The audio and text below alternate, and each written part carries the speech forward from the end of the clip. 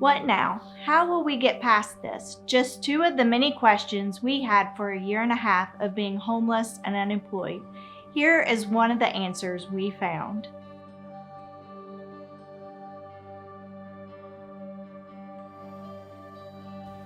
I remember the first time I saw the hidden treasure inside a sand dollar. I gasped as the person broke the sand dollar in half.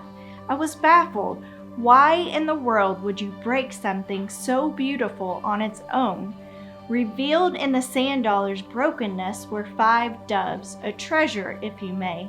Isn't that how we are? We don't want the brokenness to find the beauty. We are beautiful just the way we are. But the ugly part of brokenness is where we can find another beauty, hidden treasures. There were a couple of hidden treasures during our time of transition, one being that the boys were able to finish the school year at their amazing Christian school. That fall, we didn't know if we would be there for 1 month or 6 months, but I know Ethan was excited to hear what activities his class would be doing throughout the year. It broke my heart to hear him ask if we would still be in Florida so he could go on the big field trip in May. Our initial thoughts were no, but God decided to bless us with that stability when we needed it. Even after we decided to homeschool at the beginning of the following school year, Ethan could play middle school basketball at his school. Wow, just a little more time with his friends. We have already talked about how this time of transition forced us into a simpler lifestyle, and you know what? We survived. Another blessing during this brokenness was mine and Trent's time together. He has mentioned how draining work had become, and that bled over into home life. Honestly, he would come home from his work, and I would try and stay out of his way, keeping the boys from interrupting his decompressing time after work, which sometimes turned into all evening. I really struggled at first because suddenly Trent was at home all the time. When I once was able to get all the laundry, meal planning, shopping, sewing done during the day while he was gone to work, now he was there wanting me to watch a movie or go to lunch, etc., which are all good things, but I did not get things marked off my to-do list. I had lost my job. I actually felt like I had more work at that point. It took some time to refocus and allow time for him as well.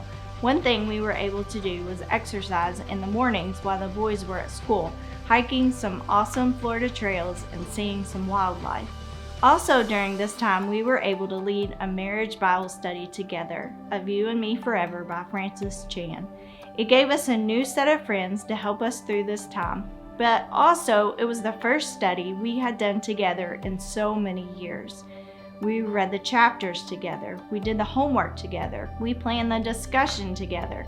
But I believe it was at this point that we revisited God's call of ministry on our life and letting go of the past, that we would never go back to a normal in Florida, but honestly seeking what God had next for our family. I want to give a tangible example of beauty from brokenness without being cliche. I have come to realize that brokenness is unfortunately a necessity in life. It allows us to reach a higher level of service and worship to God. Although many of us are waiting for a healing from brokenness to move on with life, to get back to normal, normal will not come because we are changed.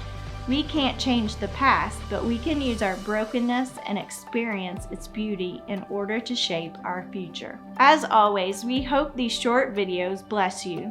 Be sure to like and share, and please feel free to comment and tag anyone you know that might be encouraged by our story. Can't wait to cross paths with you again soon. Love you guys.